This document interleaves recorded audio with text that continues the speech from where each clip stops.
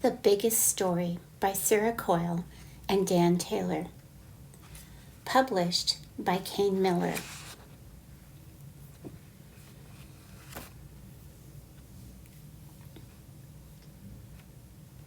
Errol's mom told the best stories. They were always fun and exciting. So one afternoon when there was nothing to do, Errol knew a story was just what he needed. Unfortunately, there was a plumbing problem. "Sorry, Errol," said his mom. "This pipe won't fix itself.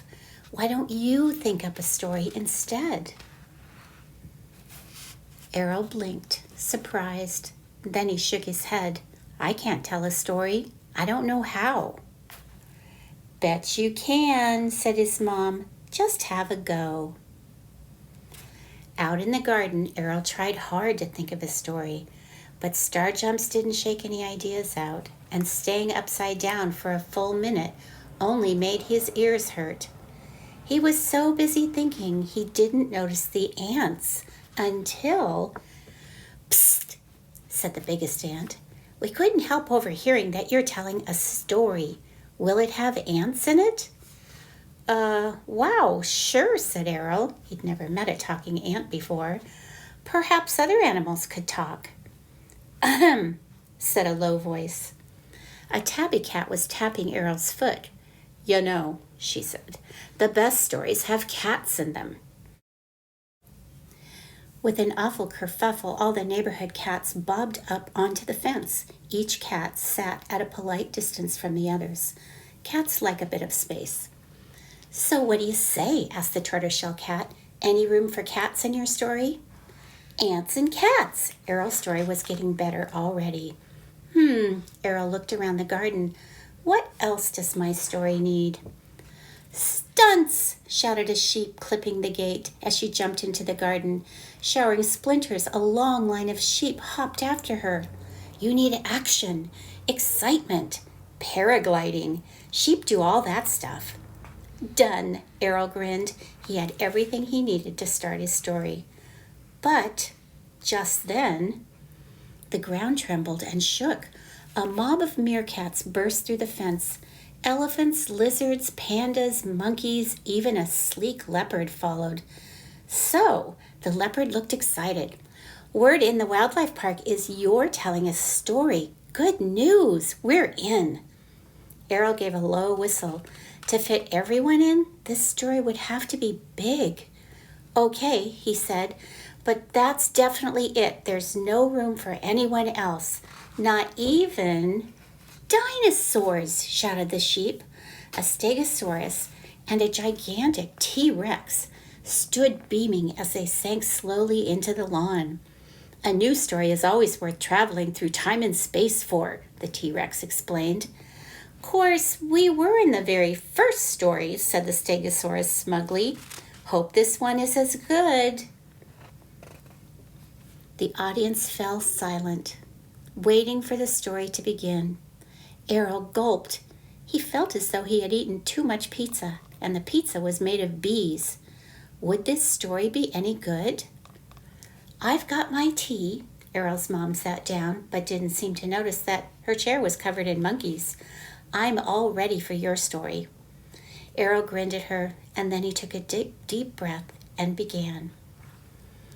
The biggest story. "Oh no, T-Rex is in trouble. She's stuck in the middle of a fiery volcano. Eep! Those tricksy cats have trapped her. You'll never escape, Dino Breath. Wah! Catapults ready!" But here comes T-Rex's friends. "Hooray! We're coming, T-Rex." Poor T-Rex, not even her friends can help her now. "Wait, hot lava." "Bye-bye, boat." Pop, sizzle, sizzle. Is this the end for T-Rex? Extinction time! Hold up, you pesky felines. Wait, is it? No, it can't be. It is. It's the superhero sheep. Golden glider, skyrocket, silver arrow. Whoosh! Pow! My heroes. Foiled again. Bad luck. T-Rex is saved. Woohoo! Yay! It's party time. The end, said Errol.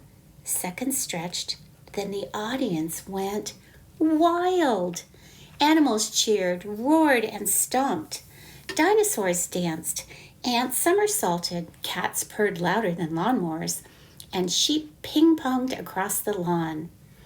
Errol's mom pulled him into a huge hug. That was the best and the biggest story I've ever heard, she cried. Much better than any of mine. Tired but happy, Errol went upstairs for his bath. He felt very proud. He had told his own story and his head was full of ideas for more. A little later, Errol's boat was sailing past Bubble Mountains when he heard a tiny tap, tap, tapping. A small owl stuck her head through the open window. Did I miss the story? Yep, said Errol. Crossing the dangerous bathwater, deep, the boat began to rock. But I'll tell you another. It starts on a stormy sea. Errol had lots of fun making up his story. If you told a story, what would it be about? After a few star jumps, try out this idea to get started.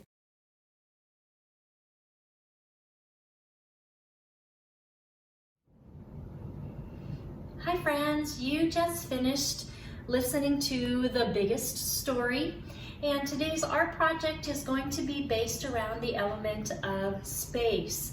Space can show the distance, like how close or how far something is away from you. And for this project, I chose one of my favorite characters from the story, which is the sheep. When I heard this story, the sheep just filled my heart.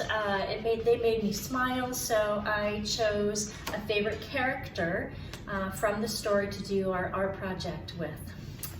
So you will need paper, your crayons, a pencil, and a Sharpie for our project today. And I also want to say a big hello to Miss Ferguson's class up in Washington. Thank you so much for listening to our stories and doing our art. Your teacher has sent us pictures of your Zoom class with your completed art projects, and they are just wonderful. So, all right, we're going to get started with space. And when we do the element of space, it talks about distance, so how close or how far something is. Are you filling the space? How are you filling the space? Perspective.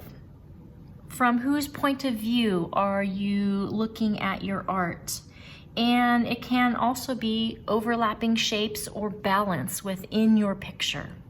All right, we're going to get started. We are going to start drawing our sheep, and we are going to draw the one that is going to be closest to us. So it's going to be about this big. So kind of picture that space in your head on your paper. We're going to start in the middle with his eyes and his face, which is a U shape.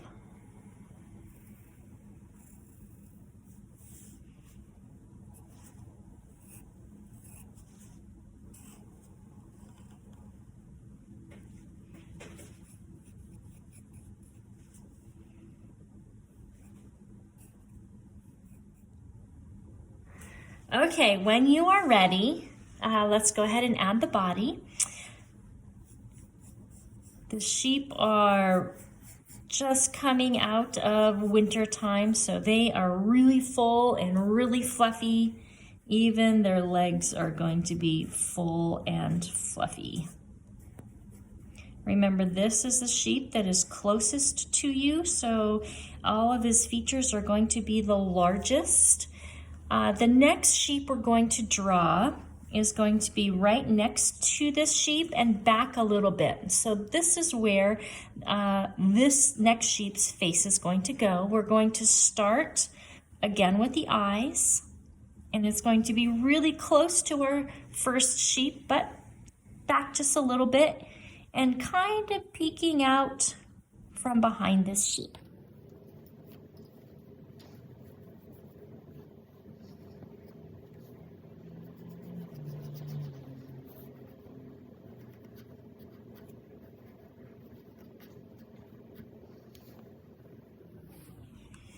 our third sheep is going to be standing next to our first sheep, and he is going to be looking in this direction. So far, these two are facing towards us. Our next sheep is going to be facing towards the side of the paper.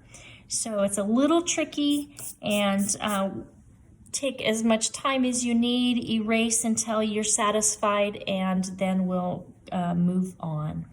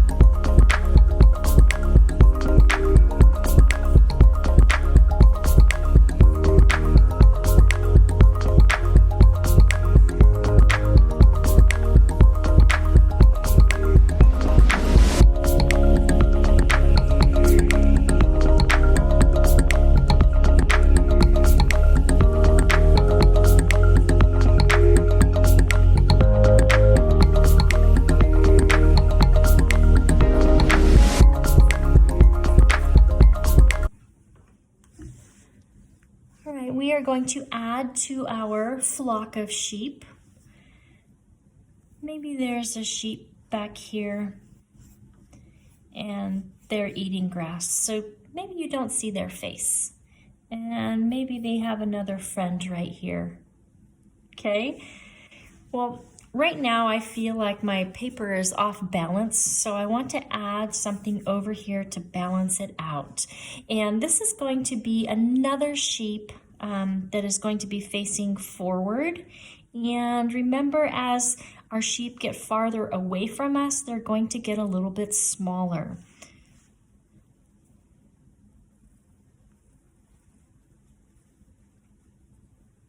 I started with the face this time to make sure that it was smaller than our closer up sheep.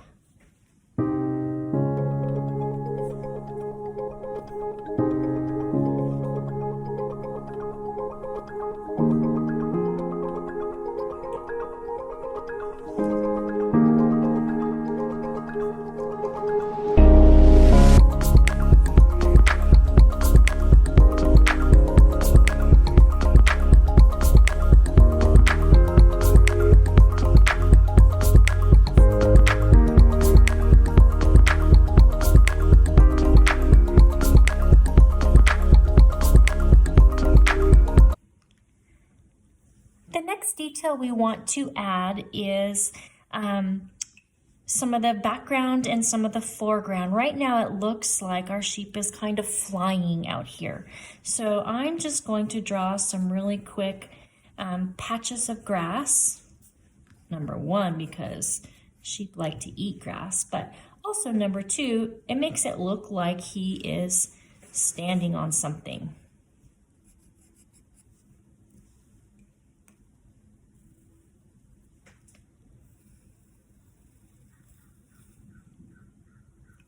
The background is going to have a hill, which also gives our sheep a little place to stand. All right, I think I'm going to also add some random bits of grass for these other sheep, but this part of our picture is going to be colored green. So once you are happy with the grass, if you wanted to add some grass, the next step is to go out over all of your pencil lines with a Sharpie.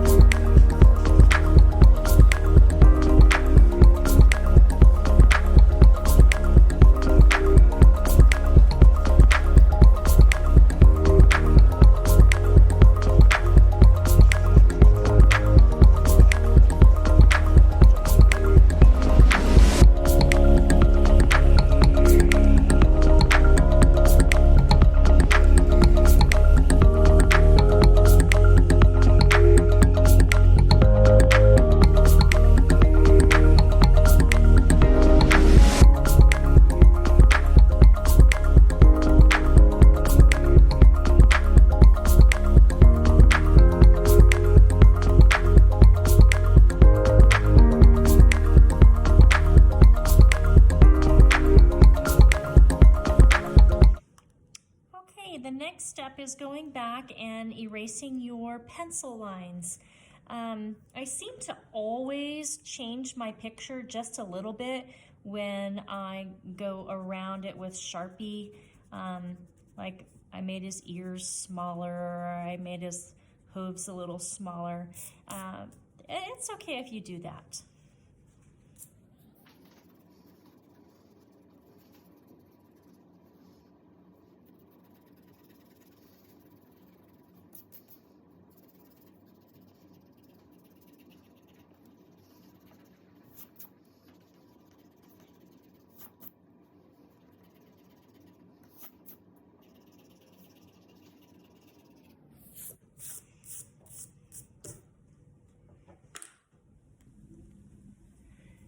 Okay, since I want to color the grass with a crayon, I've decided to grab a marker and go over my grass patches with the marker so they will stick out a little bit better.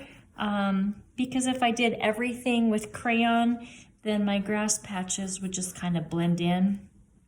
And I want them to stick out a little bit.